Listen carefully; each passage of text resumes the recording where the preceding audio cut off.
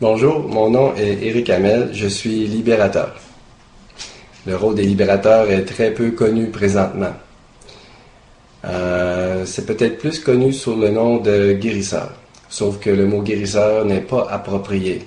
Ce n'est jamais le guérisseur qui guérit, mais en fait c'est le corps physique qui s'auto-guérit tout seul à partir du moment où on lui donne l'énergie vitale qu'il a besoin.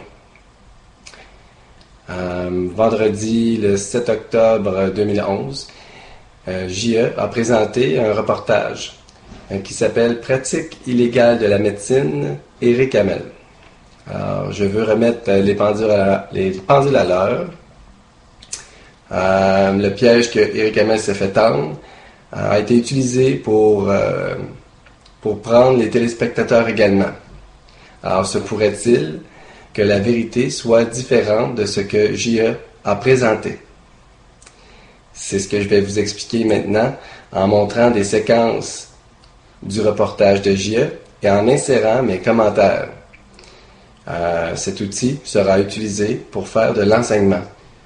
Je suis un des rares au monde à donner autant gratuitement, soit de l'information ou soit des ateliers, de l'enseignement, dans le but de rendre l'humain entièrement autonome. Si nous prenons la définition du mot charlatan dans le dictionnaire, ça indique qu'une personne qui trompe les autres dans le but de faire de l'argent. J'ai décidé d'arrêter de courir après l'argent, d'arrêter de mettre mon énergie vitale dans l'argent, parce qu'à la place, je préfère mettre l'énergie vitale à l'intérieur de moi, dans mon corps physique, dans l'amour, afin de pouvoir donner aux autres en retour.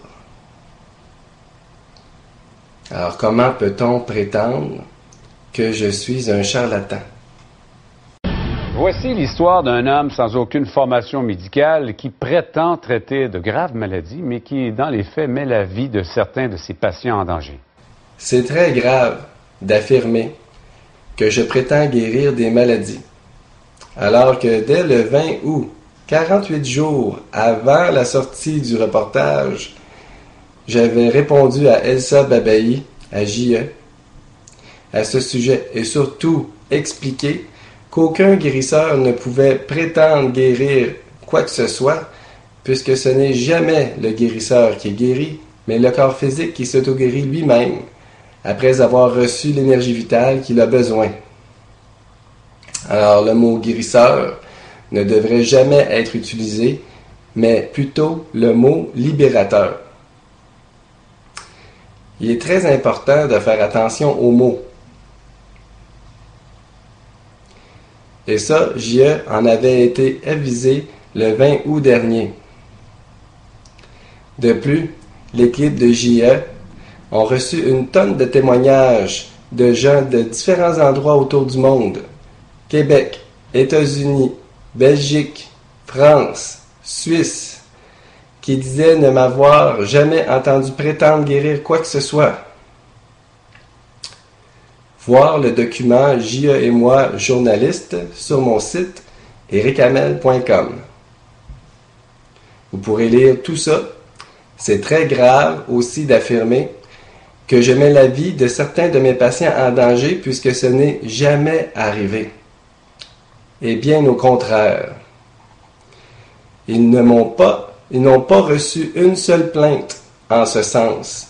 Et j'accomplis ma mission de vie depuis 7 ans. Et surtout, je n'ai jamais qualifié de patient les personnes qui venaient me rencontrer. Éric Hamel se définit comme un libérateur. Selon lui, le manque d'énergie est responsable des maladies. Hamel soigne ses patients par l'imposition des mains. L'imposition des mains. Wouhou! Dit de cette façon, ça semble n'importe quoi. Pourtant, si vous prenez le temps d'apprendre comment le corps physique fonctionne au niveau énergétique, vous apprendrez qu'il est possible de faire sortir l'énergie vitale par le bout des doigts et par le dessous des mains en respirant Respirer, c'est la pompe numéro 1 d'énergie vitale. Ensuite, nous pouvons diriger l'énergie vers où nous portons attention. Et lorsqu'on dit qu'un enfant a manqué d'attention, il a manqué de quoi? Il a manqué d'amour. Alors, l'attention, c'est l'amour. L'amour qui est une énergie électromagnétique. Eh bien, c'est exactement ça, l'énergie vitale. Alors, quand on dit qu'on se concentre pour étudier, par exemple, qu'est-ce qu'on fait vraiment? Eh bien, on concentre notre attention, nos énergies sur une chose. Donc, plus nous nous concentrons, et plus il y a une grande quantité d'énergie vitale qui se déploie à l'endroit où nous portons attention. Vous avez sûrement déjà ressenti quelqu'un qui vous regarde. Vous vous sentez regardé et vous vous tournez et vous arrivez en plein sur la personne qui est en train de vous regarder. Alors, qu'est-ce que vous avez ressenti au juste?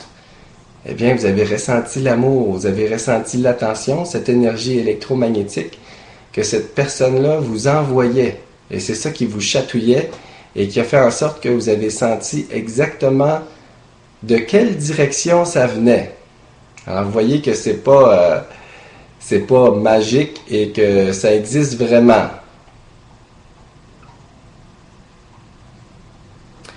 Eh bien, aujourd'hui, dans le monde de fous dans lequel on vit, on passe notre temps à faire quoi? À mettre notre attention dans notre travail, à mettre notre attention à courir après l'argent. Alors, qu'est-ce qu'on fait vivre? Travail et argent. On revient à la maison, on mange devant la télévision. Alors, où est notre attention? Où va notre attention? Dans la télévision. Alors, qu'est-ce qu'on fait vivre? La télévision. Quand est-ce qu'on prend le temps de mettre notre attention dans le corps physique? Presque jamais. Alors, ça veut dire qu'on nourrit pratiquement pas le corps physique d'énergie vitale. Est-ce normal que nous soyons aussi malades ou que nos corps physiques aient autant de difficultés à fonctionner? Évidemment. Vous avez sûrement déjà vu une statue de Jésus debout, les mains ouvertes par en bas ou par en haut, et où on peut voir un cœur à l'intérieur de ses mains et de la lumière autour, ainsi que son cœur et de la lumière autour de son cœur. Alors, qu'est-ce que ça voulait dire? Ben, c'était pour illustrer que c'était l'amour qui coulait par ses mains, parce que c'est comme ça qu'il faisait justement la guérison avec ses mains. C'est un secret bien gardé depuis des millénaires. Vous remarquerez aussi que lorsqu'on a mal en quelque part, admettons j'ai mal à l'épaule, ben j'ai souvent tendance à toucher l'épaule avec ma main. Eh bien, c'était inconscient. Tout ce qui nous manquait, c'était de prendre le temps de respirer pour pomper l'énergie et se concentrer sur notre épaule pour ressentir notre épaule et pour diriger l'énergie vers l'épaule. Alors, lorsque le corps physique est en manque d'énergie vitale, il y a des signes dans le corps physique. Il y a contraction, il y a comme une enflure, c'est dur à cet endroit-là. Alors, lorsque c'est dur, ben c'est parce qu'il manque d'énergie vitale. Alors, si vous mettez vos doigts ou votre main et que vous respirez profondément,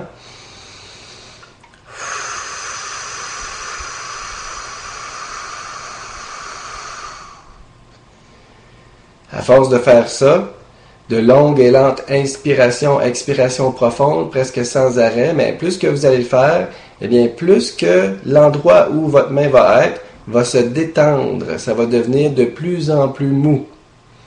Alors, c'est pour vous montrer que vous êtes en train de remplir cet endroit-là d'énergie vitale. Alors, au lieu que ce soit contracté, ça va prendre de l'expansion.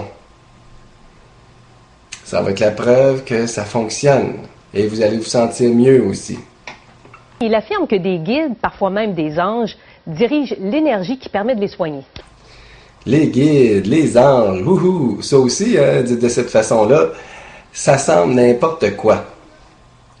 Pourtant, nous ne sommes pas le corps physique. Hein? Nous sommes l'être qui vient s'incarner dans le corps physique, prendre forme dans l'humain. Alors, l'être est immortel, tandis que l'humain est mortel. Alors, lorsque le corps physique meurt, l'âme ou la conscience quitte le corps physique pour aller ailleurs. Hein? C'est notre nature profonde, on retourne d'où on vient. Se pourrait-il qu'il y ait des êtres qui ne sont pas incarnés dans un corps physique, mais qui nous accompagnent pour nous permettre de faciliter notre expérience dans le physique? Évidemment, hein, faites vos recherches, vous vous rendrez compte que je ne suis pas le seul à en parler. Si vous ne prenez pas le temps de communiquer avec eux et de leur demander de vous aider, ils n'ont pas le droit de le faire. Ils doivent respecter votre libre arbitre. Alors, tous ceux qui ont des expériences étranges à la maison ou ailleurs, où il y a des fantômes, que croyez-vous que ce soit?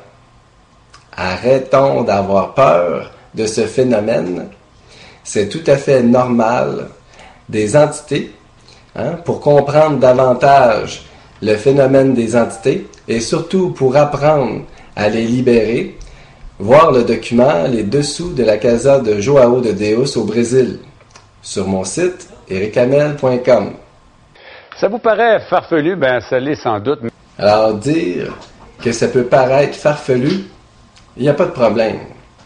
Mais de dire que ça l'est sans doute, ça démontre carrément l'ignorance et le non-intérêt à aller vérifier si c'est vrai ou non. C'est donc se refuser de vivre l'expérience. Alors, si vous ne l'essayez pas, comment allez-vous faire pour savoir si c'est vrai? De plus, nous venons ici sur Terre pour vivre des expériences, pour apprendre.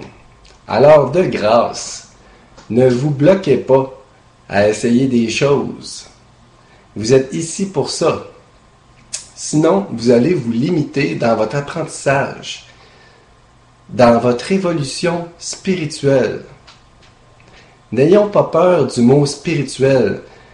Ça vient du mot spiritual en anglais. Spirit, you, all, qui veut dire l'esprit dans tout. Hein, et le tout, c'est quoi? C'est la matière. Hein? Alors, l'esprit dans la matière. L'être dans l'humain. Alors, vous voyez que c'est notre nature profonde. Alors, quelqu'un qui dit qu'il n'est pas spirituel, ben, c'est totalement faux. C'est juste parce qu'il ne connaît pas qu'est-ce que ça veut dire, ce mot-là. Le problème, là, c'est que le prétendu guérisseur incite ses patients à renoncer à leur traitement médical et ça, eh bien, ça peut s'avérer catastrophique pour ceux qui l'écoutent et il y en a. Encore une fois, faites vos recherches. Hein, vous découvrirez que les traitements anti-cancer offerts par la médecine, opérations, chimiothérapie, radiothérapie, causent plus de problèmes, peut même causer le cancer et peut même aller jusqu'à la mort. Pour bien comprendre pourquoi, lire le document Cancer ainsi que le document Fais-moi un dessin sur le site ericamel.com. Aussi, il y a un rapport disponible sur Internet qui s'appelle Death by Medicine, mort par la médecine, qui rapporte que c'est maintenant la cause numéro 1 de décès aux États-Unis et qu'il y a 800 000 personnes qui meurent à chaque année parce qu'ils sont allés voir le médecin et que ça cause des frais de 282 milliards de dollars US par année. La cause numéro 2 étant maintenant le cancer et la cause numéro 3 étant les problèmes de cœur. Alors sérieusement, est-ce que de recevoir de l'énergie vitale, de l'amour, c'est dangereux? Sûrement pas aussi dangereux que la chimiothérapie, les chirurgies et la radiothérapie. En fait, ce que j'ai essayé de vous faire croire qui était dangereux, c'était que je disais aux gens d'arrêter leur traitement. Alors, c'est tout à fait faux. Je n'ai jamais dit à quelqu'un d'arrêter les traitements en cours. C'est pas comme ça que je travaille. Alors, je dis aux gens, j'explique aux gens pourquoi ils ne devraient pas faire les traitements.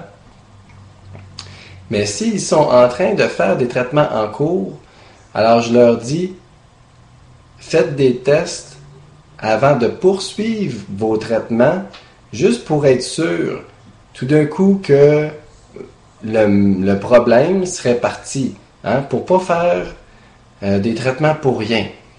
Alors ça, c'est ce que je dis.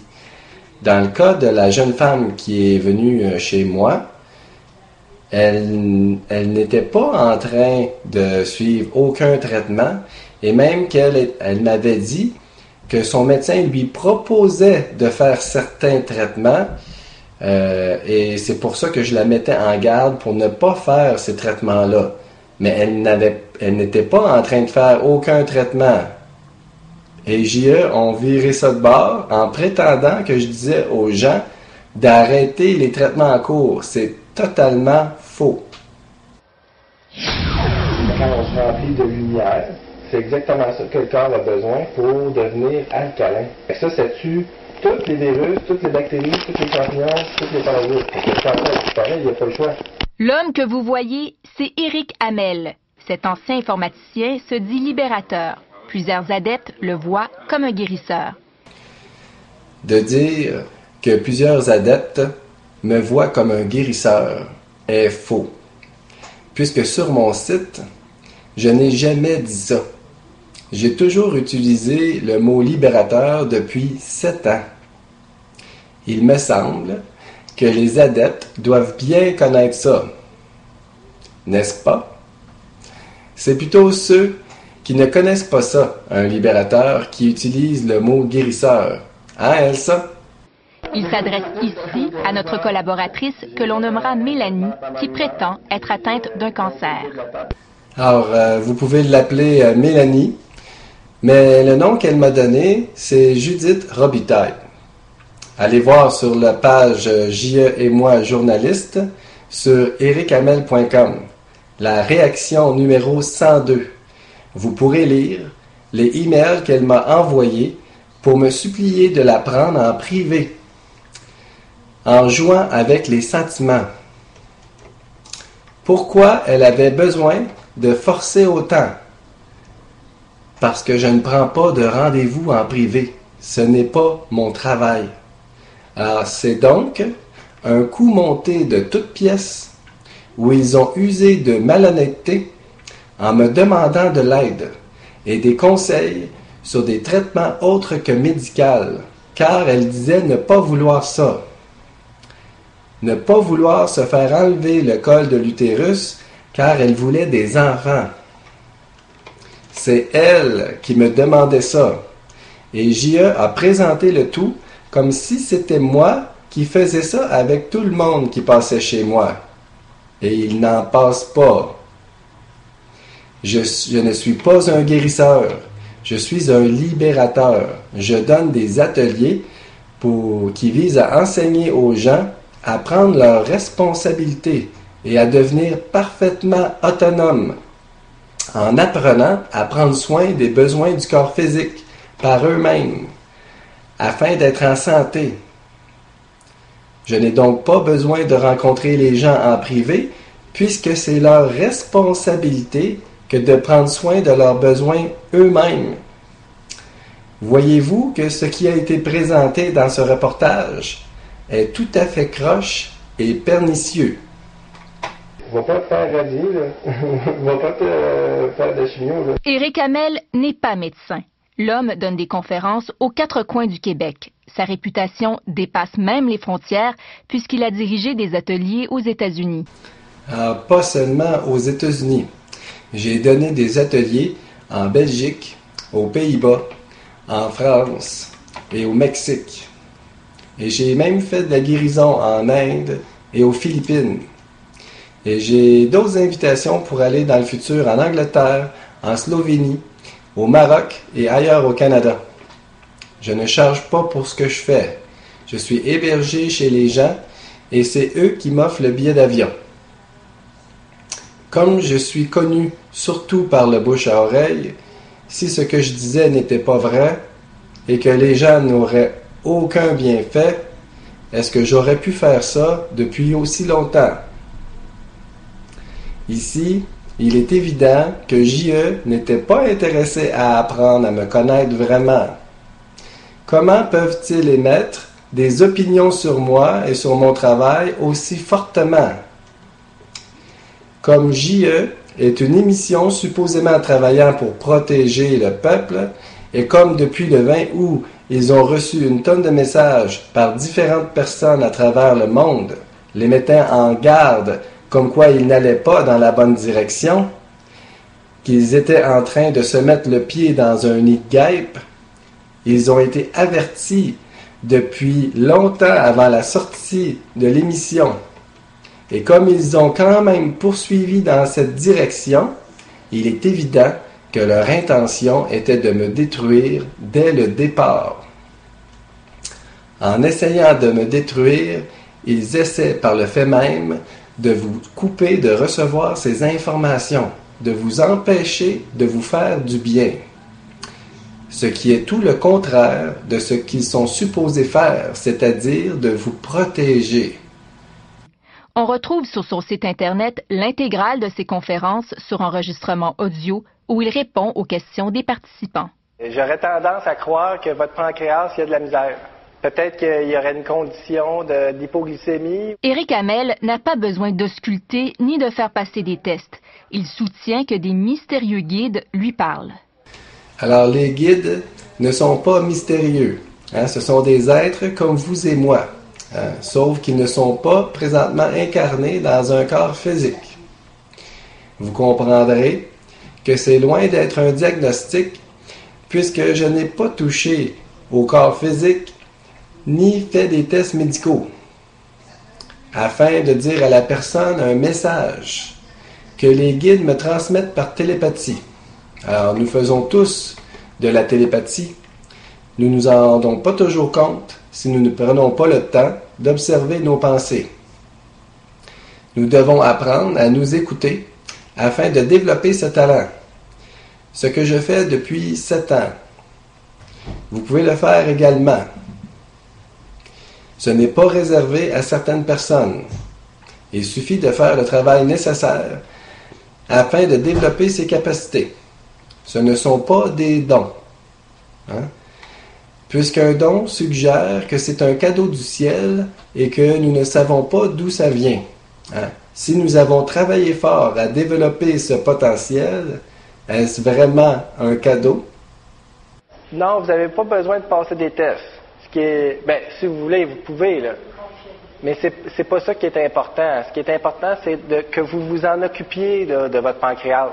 Notre collaboratrice Mélanie entre en contact la première fois avec Éric Hamel lors d'une conférence donnée à Montréal en mai dernier. Environ 80 personnes participent à son atelier de 8 heures. Notre collaboratrice le rencontre à une des pauses. Elle lui dit qu'elle est atteinte d'un cancer du col de l'utérus. Alors, la collaboratrice lui dit, c'est pas qu'elle me l'a dit, elle pleurait et me suppliait de l'aider et de la prendre en privé. Alors, pour la consoler et la rassurer, je lui ai dit qu'il existait bien des solutions à son problème, autres que la médecine, car c'est ce qu'elle me demandait. Encore une fois, faites vos recherches, puisque l'huile de cannabis est censée guérir le cancer. Il y a de plus en plus de vidéos sur Internet à ce sujet. C'est un remède qui date de très longtemps Et en plus, c'est naturel. Il existe aussi d'autres possibilités. Faites des recherches sur le documentaire Burzinski, Burzinski, qui est un médecin aux États-Unis qui a découvert une façon de guérir le cancer. Et il y a eu beaucoup de problèmes avec la FDA et aussi avec l'Institut de cancer aux États-Unis qui ont essayé de voler ses patentes. Aussi, un autre documentaire qui s'appelle Ozone, A Medical Breakthrough, qui explique que quand on fait des traitements à l'ozone qui se trouve à être 3 molécules d'oxygène ensemble, c'est comme naturel, que ça traite justement le cancer sans effet secondaire, ainsi que plein d'autres maladies comme le sida.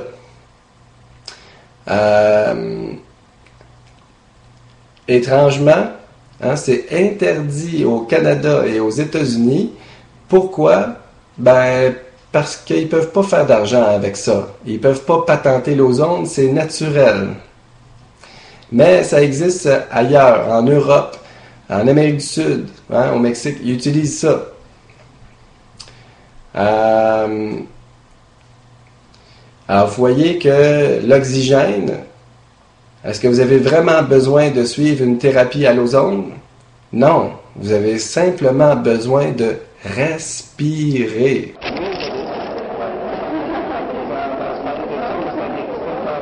Une correspondance à l'initiative de Mélanie commence. Quelques semaines plus tard, elle obtient un rendez-vous qu'elle doit annuler pour cause de maladie. Le ton d'Éric Hamel se durcit. Si tu es malade à cause de la chimio ou radiothérapie, ça ne donne rien qu'on se voit. Nous allons perdre notre temps. Alors, au début, je disais aux gens que je voyais avec le cancer qu'ils pouvaient continuer les traitements médicaux en même temps que les traitements énergétiques. Mais à un moment donné, je me suis rendu compte que ça ne fonctionnait pas du tout. Même qu'il y en avait qui mouraient.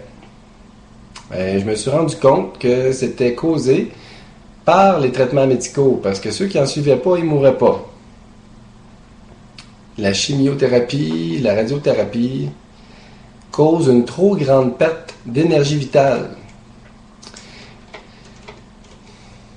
Et d'ailleurs, c'est évident lorsque nous regardons les signes, les effets secondaires. C'est causé par un trop grand manque d'énergie vitale. Et c'est justement ce que nous avons besoin pour guérir. Alors, j'ai dû changer mon discours pour bien aviser les gens de ce que ça cause comme problème, pour qu'ils puissent réellement revenir en santé. Alors, le ton de mon email ne s'est pas durci. C'est leur interprétation à cause de la non-compréhension. Comme c'était une faveur que je lui faisais, il était évident que je ne voulais pas la rencontrer si elle avait été malade à cause des traitements médicaux. Car j'aurais fait du travail énergétique pour rien. Déjà que je ne charge pas pour ce que je fais, il ne faut pas exagérer non plus. Il faut que ce soit le plus efficace possible. Alors, ce qui ne l'est pas du tout lorsqu'on combine traitements médicaux et énergétiques en même temps. Voir le document cancer et le document fais-moi un dessin, et en particulier les commentaires que j'ai faits sur le texte de Stéphane Laporte concernant l'hommage qu'il a fait à Jack Layton, qui se trouve plus bas dans Fais-moi un dessin sur le site erichamel.com. Une semaine plus tard, elle se rend chez Éric Hamel à Sherbrooke en Estrie. Il y vit avec ses parents, très actifs au sein du projet de leur fils. Ils disent que mes parents sont très actifs au sein du projet de leur fils. Mes parents ne sont pas des tweets. Même que mon père était très sceptique au début. Se pourrait-il que mes parents aient eu l'expérience, les preuves nécessaires à ce que je puisse recevoir leur appui? Allez lire le témoignage de ma mère, la réaction numéro 4, sur la page J.E. et moi journaliste sur le site erichamel.com. Ma mère a écrit à Elsa le 20 août, et je cite: « Maintenant, mon mari est à sa retraite depuis 11 ans et nous avons la possibilité d'accompagner Éric à ses ateliers. Et nous ressentons le plus grand bien-être. Nous avons appris, son père et moi, à nous guérir et à soulager nos maux par nous-mêmes. C'est pourquoi nous l'accompagnons, car nous croyons à ce qu'il enseigne et nous l'expérimentons avec d'autres gens et nous voyons en direct les changements. C'est trop important pour ne pas le faire savoir au plus de gens possible. Fin de citation. Alors, comme c'était une faveur et que cette fille était en détresse, mes parents ont accepté de m'accompagner pour lui faire un traitement gratuit. Méchant arnaque, J.E., d'abuser d'aussi bonnes personnes. Regardez en plus le reportage qu'ils ont tricoté ensuite. C'est intolérable. Laisser aller une telle chose serait un manque d'amour envers nous, un manque de respect. Et le cancer, c'est un champignon. Ça vit dans un environnement acide dépourvu d'oxygène. Ça se nourrit de sucre. Mais tu me disais quand même que je devrais arrêter de voir mon médecin, tu vois, comme je le vois souvent, parce que tu sais c'est quoi là, le système de santé, mais tu penses que je devrais arrêter de... Le problème, c'est que quand tu vas voir le médecin, lui, il essaye par tous les moyens de te convaincre qu'il faut absolument que tu fasses de la chimio et tout ça. C'est dur de se battre contre un médecin. C'est juste pour ça que je te dis, si toi t'es faible, mettons, puis que tu as de la difficulté à dire non, va pas voir le médecin. Alors j'ai dit à cette dame, si tu es faible, ne va pas voir ton médecin. Ça semble épouvantable de dire une chose pareille, mais je vais vous expliquer pourquoi. Une dame de Granby, avec un cancer du sein, était venue me voir, après avoir fait un seul traitement de chimio. Après le traitement, je lui ai dit qu'il serait peut-être bon de faire des tests avant de poursuivre la chimio au cas où il n'y aurait plus de cancer. Eh bien, les tests ont prouvé que le cancer était bel et bien parti. Son médecin était stupéfait. Mais il lui a recommandé de poursuivre sa chimio quand même. C'est totalement illogique. Et la femme a écouté son médecin. Elle n'était pas capable de lui dire non. Elle a souffert pendant plus d'1 an pour rien. En plus d'avoir hypothéqué sa santé pour l'avenir. Autre exemple. Voir l'hommage que j'ai fait à Laurette Fortier dans le document Cancer. Vous y verrez une histoire semblable, et elle en est morte. À un moment donné, on se tanne et on finit par dire la vérité. Aussi, je vous invite à lire un témoignage à la réaction numéro 222 d'une femme au sujet de son fils. Elle dit que la chimiothérapie a tué son fils en 2 mois. Et elle donne beaucoup de détails. Alors, je vous recommande d'aller lire, encore une fois, la réaction numéro 222 sur la page J.E. et moi, journaliste, sur le site ericamel.com. Il va même plus loin dans son discours contre la médecine traditionnelle. Va voir le médecin si ça te tente de faire des tests pour voir c'est quoi la progression de ton cancer.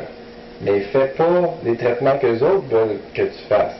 Est-ce que les autres sont là juste pour faire de l'argent? Ce qui est inquiétant, c'est de faire confiance à son médecin et qu'il te propose des traitements anti-cancer, même s'il sait très bien, d'après les statistiques, que le taux de réussite est pratiquement nul à long terme. Et ce que ça cause comme effet secondaire, et que ça dure des mois, voire même des années, à ne plus être capable de jouir de la vie, et que ça te force à vivre dans une qualité de vie inhumaine. Et qu'il condamne toute autre forme de solution qui est beaucoup plus en harmonie avec la nature, te forçant par le fait même à prendre les traitements qu'il propose seulement. Un seul mot, fascisme. Très inquiétant. Lorsque le président du Collège des médecins dit « très inquiétant », ce qui est sous-entendu, c'est de vous faire croire que ça devrait vous inquiéter. Et en fait, ce qui est inquiétant, c'est que les médecins vont perdre leur crédibilité et vont se retrouver sur le chômage, à moins qu'ils ne finissent par s'ouvrir et à accepter cette réalité et qu'ils aient le désir d'apprendre et qu'ils acceptent finalement de prendre la main que nous leur tendons depuis si longtemps afin de travailler ensemble. Qu'ils arrêtent de faire la guerre aux travailleurs de lumière une fois pour toutes. Pour ma part, depuis 7 ans, j'ai demandé à plusieurs médecins différents s'ils étaient prêts à travailler avec moi pour qu'on puisse prouver scientifiquement le travail que j'accomplis. Il n'y en a pas un qui a accepté.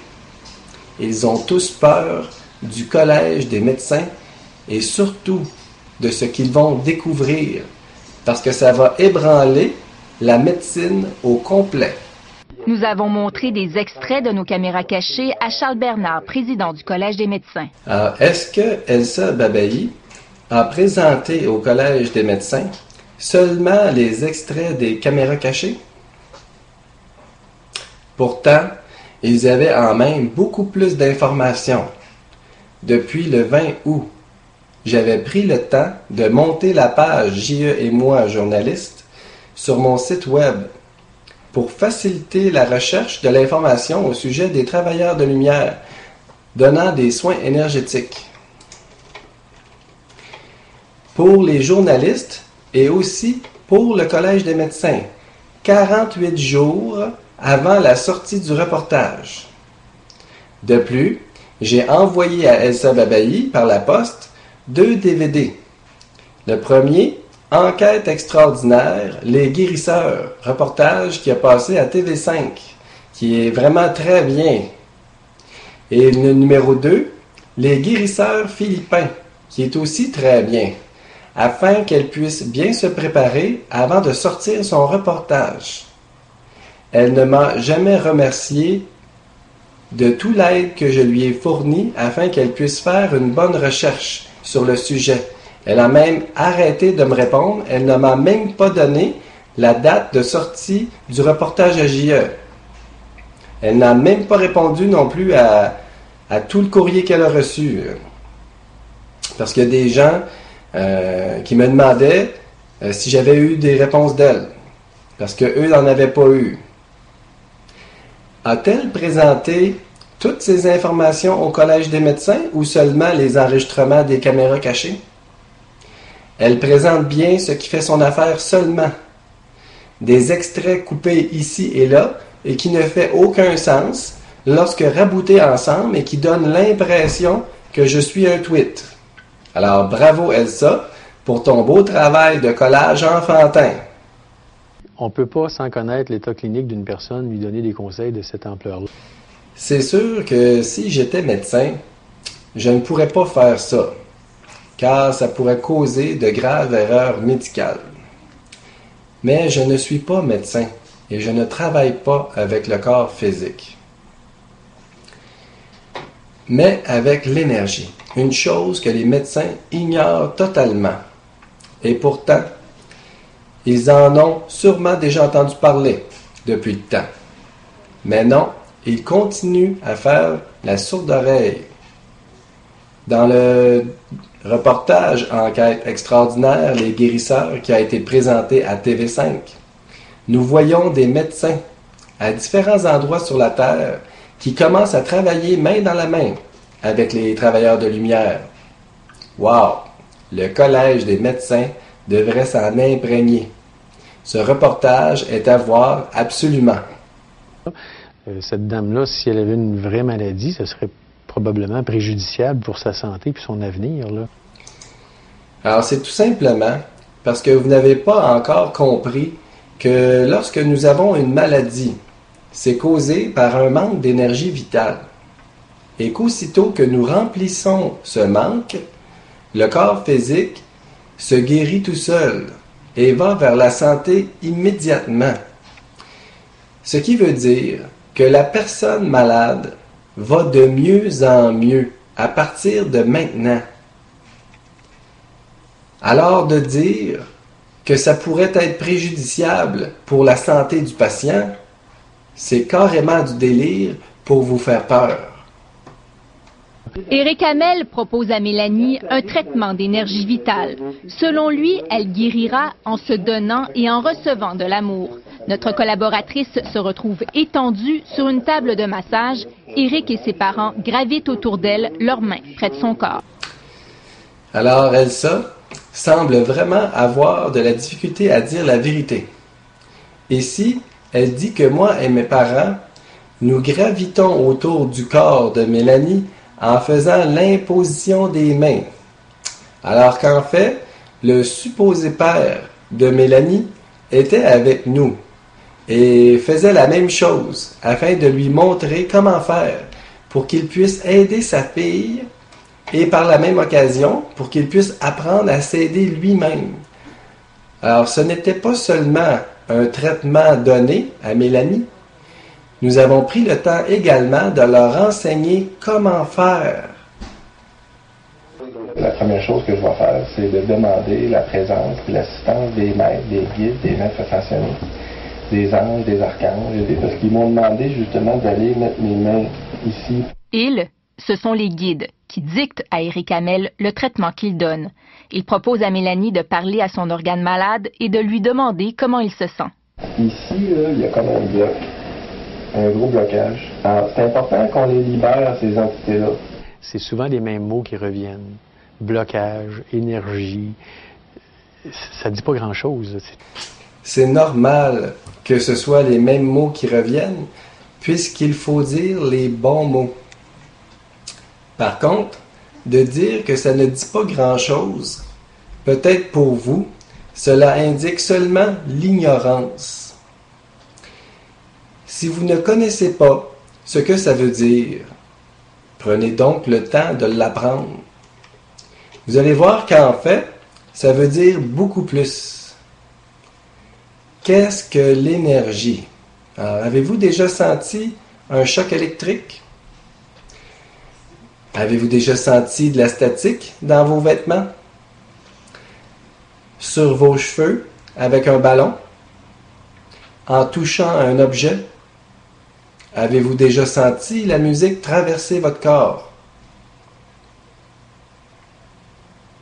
Eh bien, si vous avez déjà ressenti ça, vous savez ce que c'est l'énergie.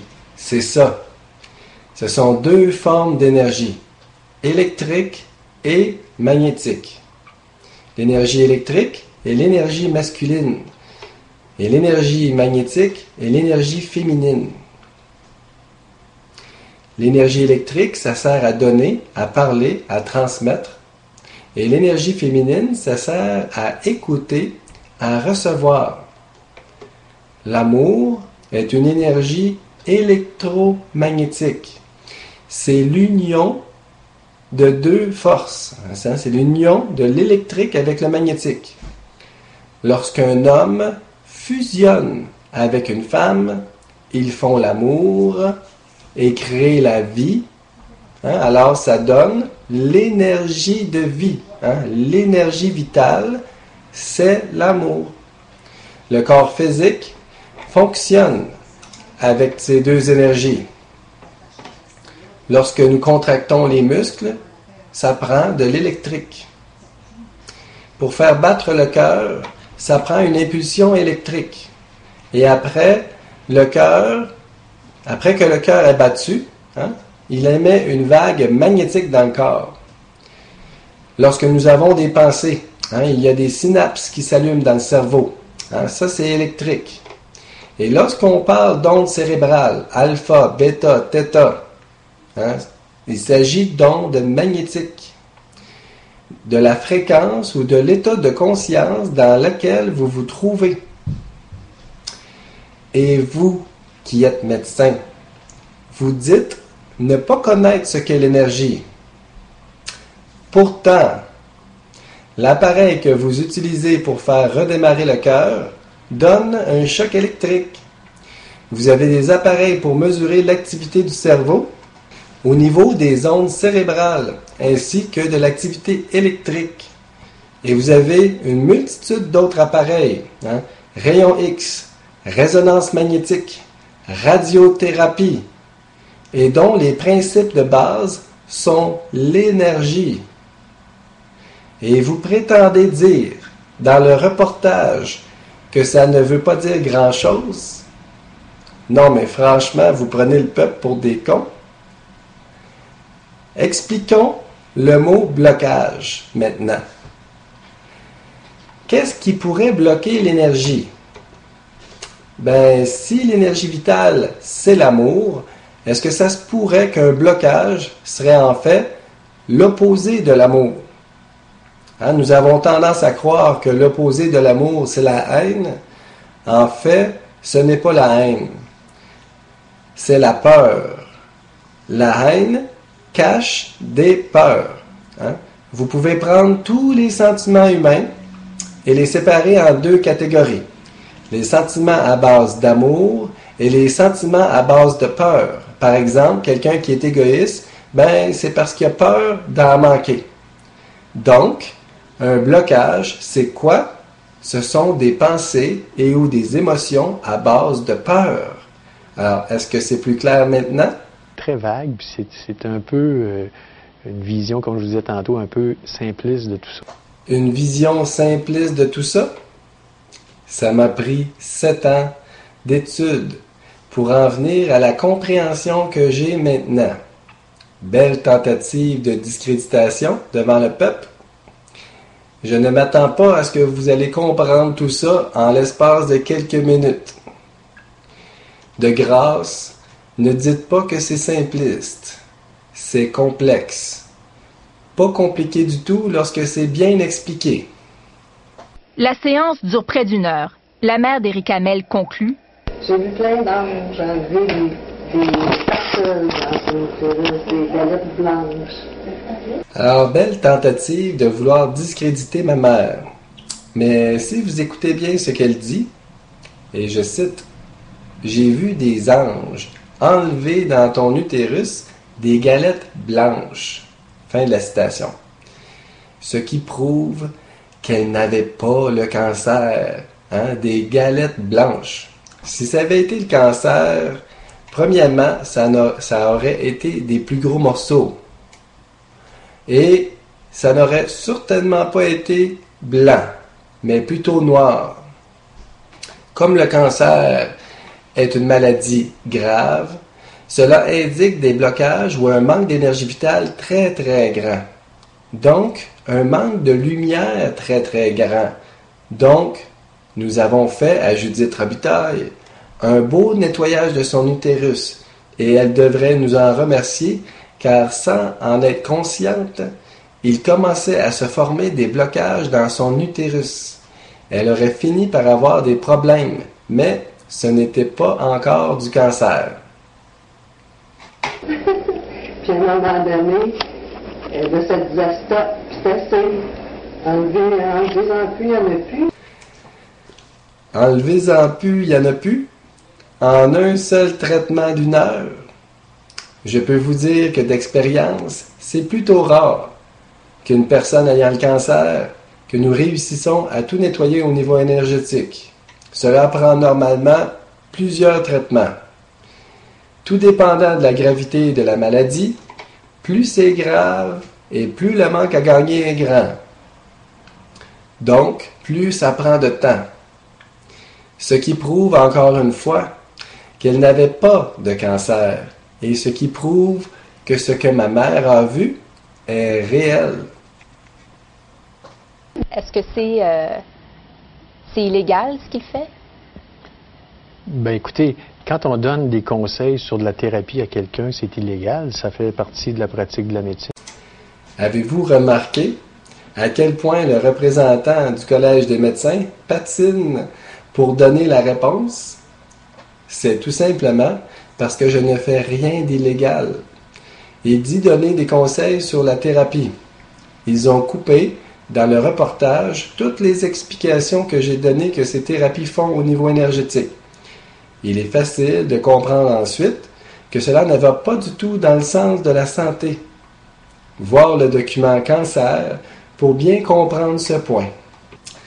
La Charte des droits et libertés me donne le droit de m'exprimer, de dire ce que je veux.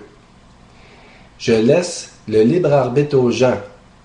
Mais pour que les gens puissent utiliser leur libre arbitre correctement, ils doivent être bien informés afin qu'ils puissent prendre une bonne décision.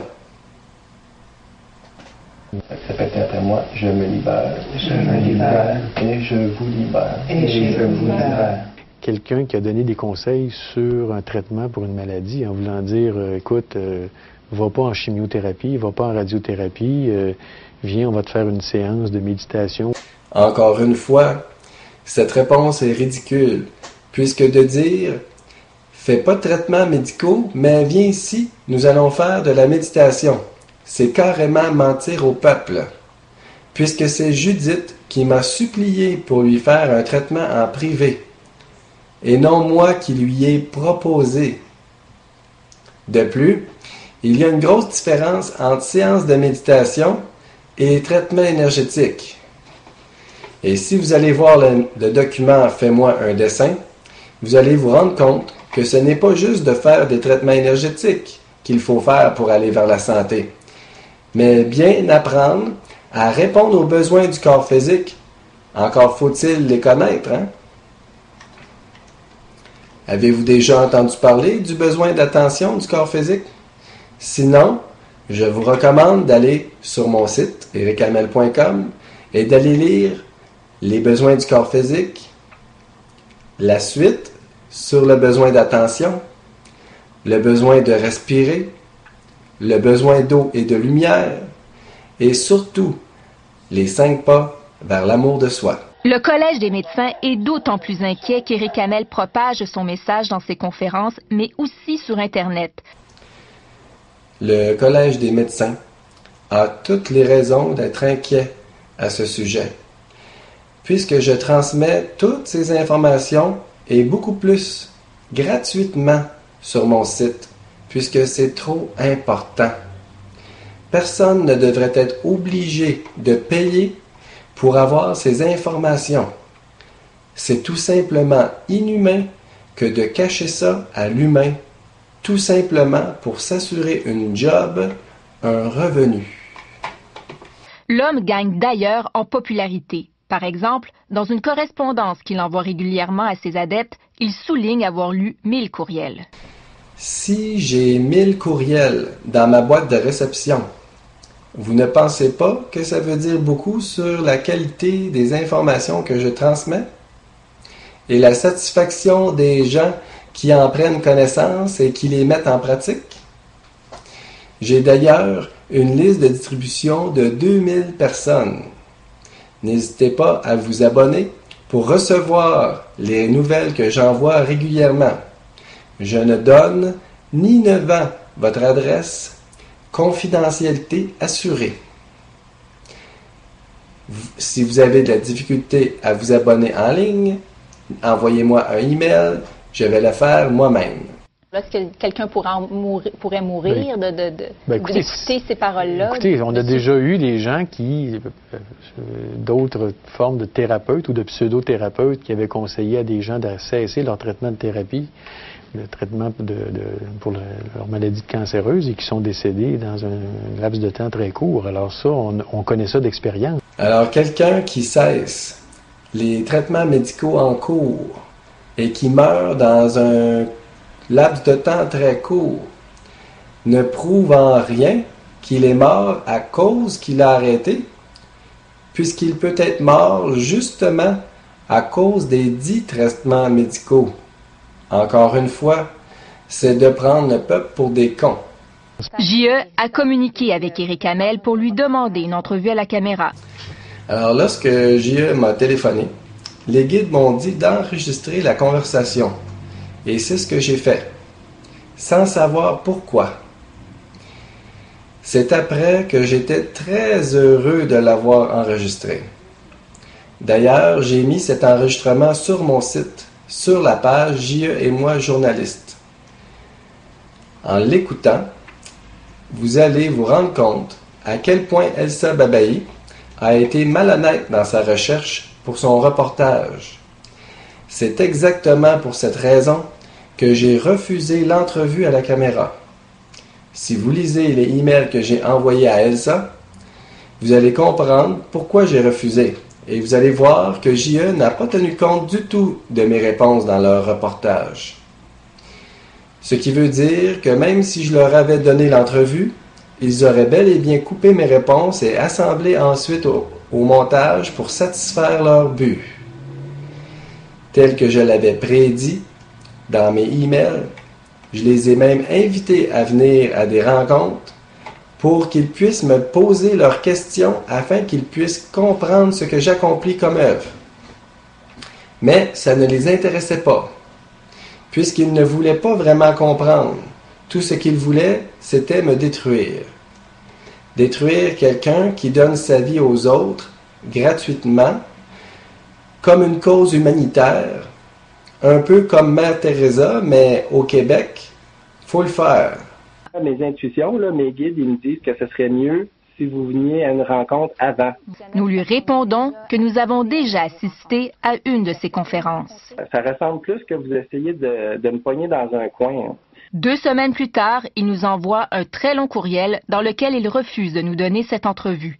Il y affirme qu'il ne donne jamais de diagnostic. Ce qui vous semble un diagnostic n'est vraiment pas ça, puisqu'il prétend ne pas travailler avec le corps physique comme les médecins. Qu'est-ce qui rentre dans la pratique illégale de la médecine? Bien, écoutez, la pratique de la médecine, ça comprend un certain nombre d'activités. Faire un diagnostic, faire un plan de traitement, prescrire des médicaments, donner des conseils ou des suivis sur des patients. J.E. et le Collège des médecins s'amusent à jouer avec le vocabulaire. Pourtant, j'ai bien pris le temps, dans ma longue lettre, pour expliquer chacun des mots, diagnostic, traitement, etc. et démontrer que ce n'est pas ce que je fais du tout. Et qu'il faut par conséquent faire attention aux mots qu'on utilise. Ce qu'il continue à faire malgré les avertissements de d'autres personnes à ce même sujet que vous pouvez lire dans les réactions sur la même page, J.E. et moi journaliste. Et ce, bien avant la sortie du reportage à la télé. Éric Hamel admet un peu plus loin dans sa lettre que les gens auraient pu prendre ses conseils pour des diagnostics. Pour moi, ça a été toujours clair que ce n'était pas un diagnostic, mais il semblerait que ce ne le soit pas pour vous. Dans le futur, au lieu de donner la réponse à ces questions, je vais montrer aux gens à aller la chercher en eux-mêmes. Voyez-vous de plus en plus des guérisseurs? Est-ce que c'est de plus en plus fréquent? Les gens aiment ça, les solutions de facilité. Parce que des fois aussi, pour avoir un traitement ou aller voir un médecin puis être obligé de subir un traitement, ben, les gens vont aller vers la facilité. C'est plus facile d'aller voir un guérisseur qu'un médecin? C'est plus facile de faire face à ses peurs et à ses blessures émotionnelles et aux apprentissages que nous sommes venus faire ici sur Terre que de prendre une pilule? Non, mais ce commentaire, c'est encore de prendre le peuple pour des cons. C'est pour ça, je pense qu'il y a peut-être une petite recrudescence de ce type d'intervention-là.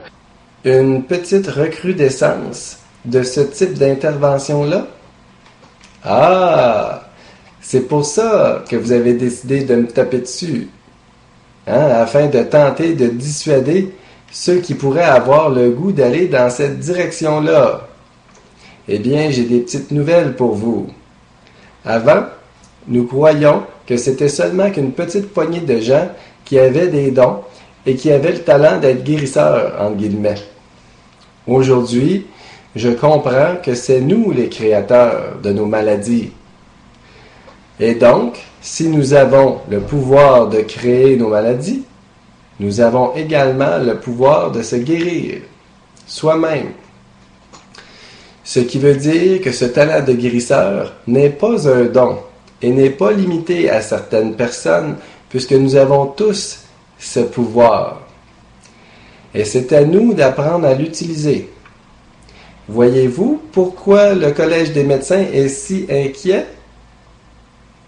D'ailleurs, vous vous souvenez sûrement de l'histoire de Jésus, qui montrait à ses apôtres à guérir les malades et qui leur disait « Faites comme moi et guérissez les malades et répandez la bonne nouvelle. » Eh bien, le gouvernement, les Romains et l'Église en place l'ont torturé une nuit de temps et ils l'ont mis sur la croix pendant 3 jours pour montrer à ses disciples que s'ils continuaient à faire ce que Jésus leur disait, de répandre la bonne nouvelle et de guérir les malades, que ça serait leur tour à se faire crucifier. Ça commençait à être trop dérangeant et il fallait que ça arrête maintenant. Un peu comme ce que JE et le Collège des médecins essaient de faire avec moi présentement. À la suite de notre reportage, le Collège des médecins nous a indiqué qu'il étudie actuellement le cas d'Éric Hamel, un dossier évidemment que nous allons suivre de près pour vous. Que c'est rassurant pour le peuple que vous suiviez ce dossier de près. Continuez, JE, vous faites une très bonne job. On commence à s'ennuyer du temps de Justine Cazin et Gaëtan Giroir. Eux, ils l'avaient l'affaire. Juste avant de terminer, j'aimerais ajouter qu'au sujet du reportage de René-Hugues Giguère, qu'il est tout à fait illogique que d'attaquer René-Hugues Giguère en justice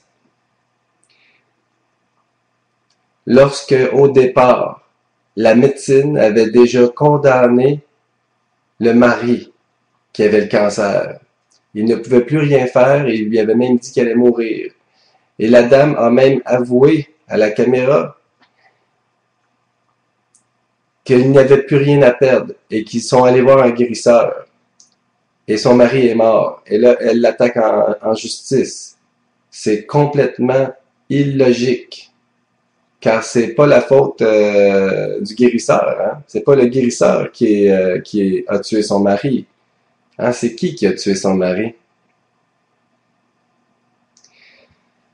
En conclusion, comme vous avez pu vous en rendre compte, le reportage de JE est un coup monté de toutes pièces. Et si, tout comme moi, vous êtes outré de ce reportage et que vous croyez qu'il est temps que JE arrête de taper sur la tête des travailleurs de lumière, une fois pour toutes, je vous invite à leur communiquer votre indignation à l'adresse elsa.babai@tva.ca, elsa.babai@tva.ca, ainsi que JE@tva.ca. Ceci est une demande officielle à JE de bien vouloir s'excuser et de rétracter le plus rapidement possible afin de limiter les dégâts. Alors, je vous remercie et à bientôt.